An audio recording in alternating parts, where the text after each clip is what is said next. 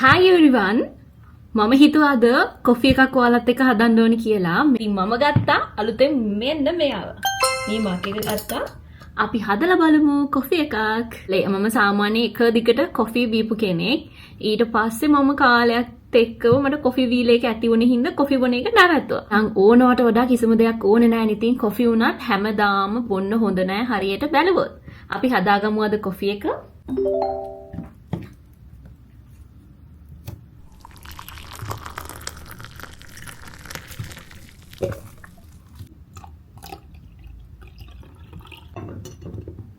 මම දැන් මගේ කොෆි එක හදාගෙන ඉවරයි. අපි බීලම් බලමු.